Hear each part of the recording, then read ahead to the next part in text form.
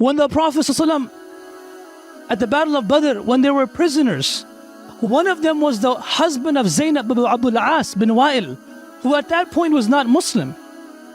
So Abu al-As bin Wa'il was told to give some ransom that so you can be freed and go back to your wife.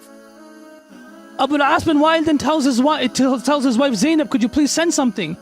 And Zaynab, the daughter of the Prophet ﷺ, takes her necklace off, the same necklace that her dear mother Khadija gave her, and gives it to a person to give to the Prophet ﷺ. When the necklace is presented to the Prophet ﷺ, he sees a necklace.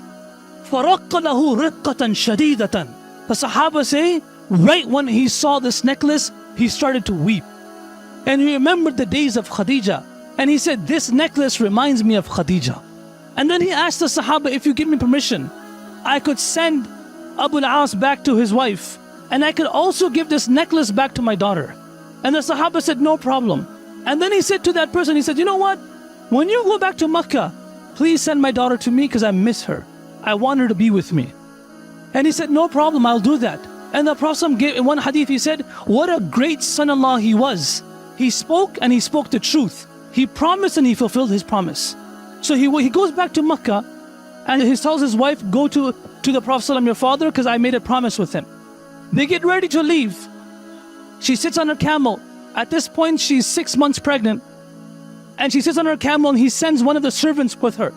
The Prophet ﷺ from Medina sends Zayd anha, and one other Sahabi to come meet them at the middle point so he could take them from there. Right when she leaves Makkah, one man by the name of Habbar ibn Aswad, he says, how could the daughter of the Prophet leave Makkah untouched, unharmed? So he goes and he strikes Zaynab while she was on the camel, and she falls off the camel and she immediately has a miscarriage. This is the daughter of the Prophet ﷺ, and the child in the womb was the grandchild of the Prophet ﷺ.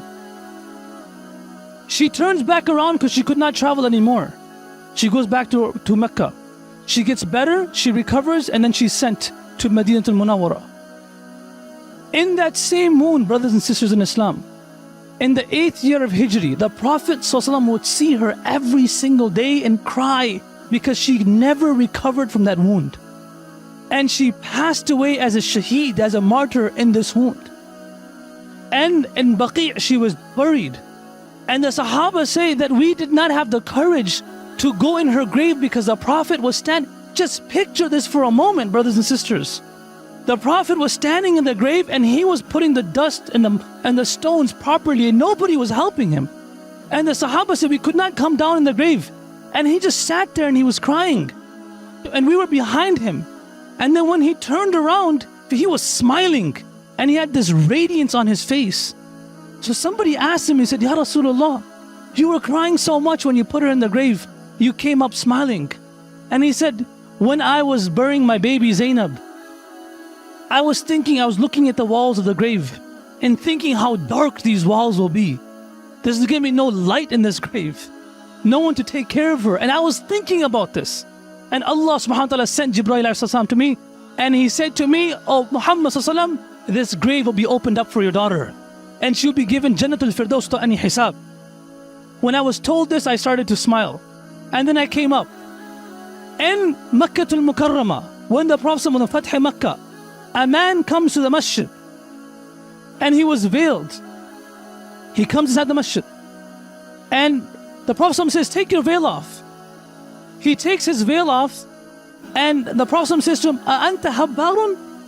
Are you Habbar ibn Aswad? And he says, Na'am. He says, Qatilu binti? The murder of my daughter? And he says, Na'am. He says, what brought you here? He said, Sami'na annaka rajulun kareemun, afuun, sakhiyun. We heard that you're a man who forgives. You're a man who takes the high road. You're a man that is generous with his soul. I've come to you to ask you to forgive me. Sahaba took their swords out. Ya Rasulullah, just give us permission to kill this person. And the Prophet ﷺ says, Da'hu, leave him alone.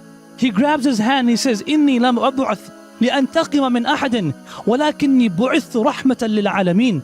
I have not been sent down to take revenge from anybody, but I have been sent as a mercy. He forgives the murderer of his daughter and the murderer of his grandchild, and he accepts Islam.